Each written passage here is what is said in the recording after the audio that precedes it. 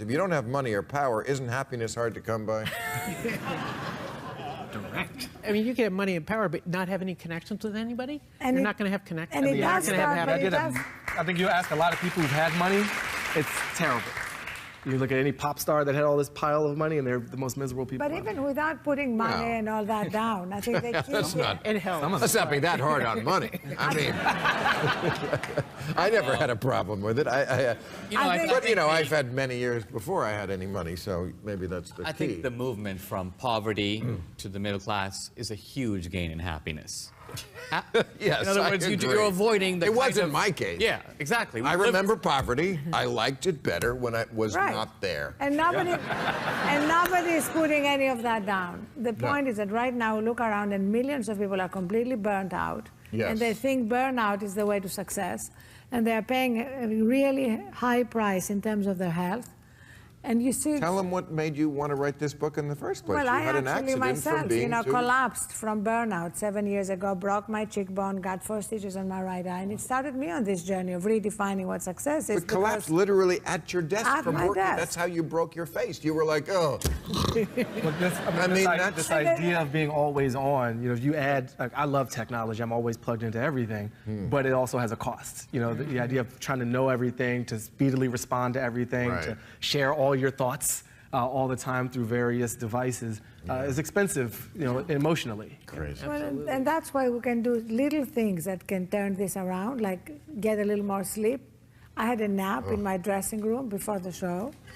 I even Instagrammed it, if you don't believe me. Wait, how do you Instagram your nap? What is the technology? I've had guests who had the nap on the show. And also, do not sleep with your devices next to your bed. That's very important. Charge them But it's far okay away. to be Instagramming yourself While you're sleeping. After. Somebody can do it when you wake up. But the point is that it's key. How about just don't do that shit at all? I don't do that shit. The 16 hours I'm awake, I would never even think about Missing checking out. every 5 seconds. Well, I'm missing out? Really? They say Throwback that- Thursday. They say that Calvin Coolidge would not only take a nap in the afternoon in the White House, but change into his pajamas for the purpose. And what a great president. And it was Did he take a selfie? the country was doing pretty well. Silent Cal we're talking about. Okay. It was a time of peace and prosperity. Yes, yes it was. As we headed toward the crash of 1929.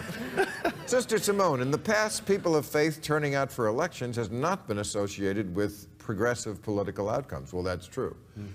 Could this year be different? Well, 2012 was a bit different, so I think 14 could be different. The important piece is, though, is that while I do this work because of faith, where we meet as a whole nation is in the Constitution.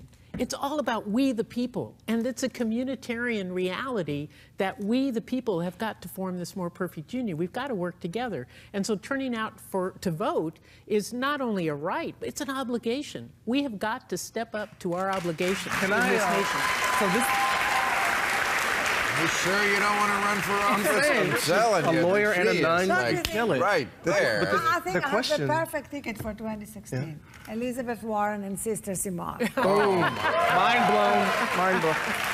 The also The this, Huffington Post will endorse it. okay. This idea that in the past people of faith turning out didn't do so well for progressive causes.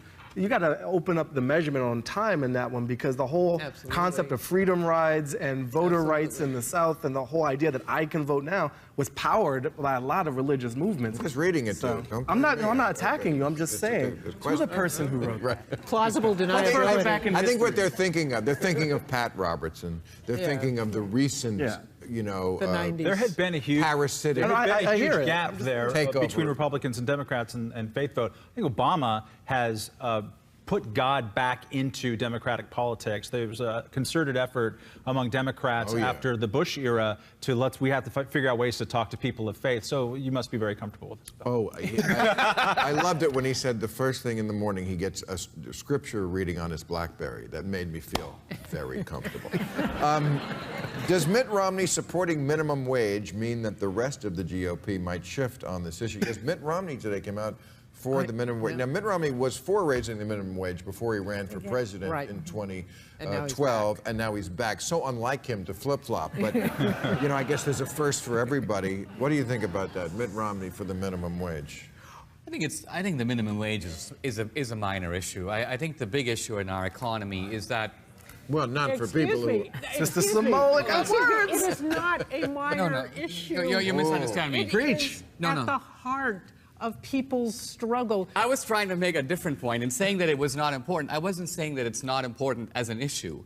I was trying to say that for Republicans and for conservatives, the key issue is keeping incentives in our economy in order to keep innovation and enterprise alive. That's what's made the American way of life. we do both? Hold on. Of course we can do both.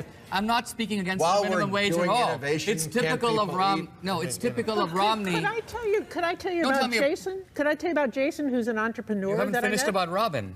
No, I told you about Robin. She's living in a homeless the shelter. State of the Union. Okay, well, we don't. Jason's in our balcony, right? And That would be really great because then he could tell you the story. But Jason is an entrepreneur. He is innovative. He's created 3 different companies. He's 35 years old, and he told me he pays real solid living wage to all of his people. But you know what? It's making him mad that he pays taxes and he knows his taxes are going to fund his competitors because they don't pay living wage. So they have their people going using the safety net. His taxes are paying for the safety net. He's funding his competitors. That is undermining our innovation.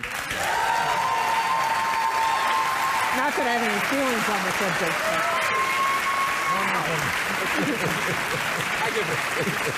you're not going to win this one over here. I mean, Concede the none. But to answer your question, no, Republicans aren't going to move on minimum wage. right, there you go. Okay.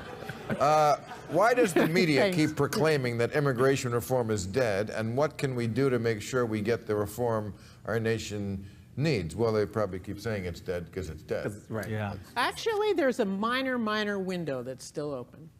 It is possible to get it done.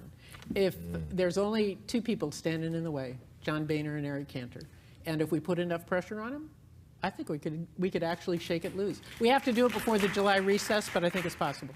I think the problem is that everyone, immigration reform advocates, and I would include myself in that, even though I'm not supporting this particular bill at any given time, they bet the farm on comprehensive. Let's put everything in this right now. And this is not a time when comprehensive bills have a great track record of being popular and successful. Anything that has that much sausage in it is going to be kind of ugly. You're going to get a lot of e-verify systems. It's a giant militarization of the border. We've already militarized the border like crazy over the last 10 years. That's And right. any new We're comprehensive scared because we reform don't have a war anymore in Afghanistan or but Iraq, and we also- got to have a war somewhere. And every also- single comprehensive Mexico. thing is going to have a bigger wall, a bigger Actually, no. e-verify. Actually, no. Yeah, well. But But I also, think we what let this Obama get militarization, away. this is an important point, though, because our government is militarizing across the board.